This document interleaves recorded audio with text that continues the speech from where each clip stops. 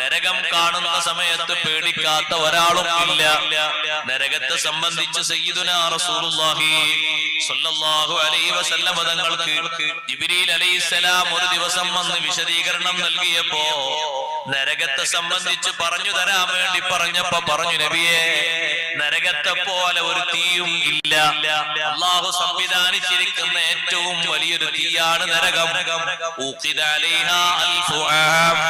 1000 കൊല്ലം നരകത്തെ കത്തിച്ചു. അത് വെളുത്തു.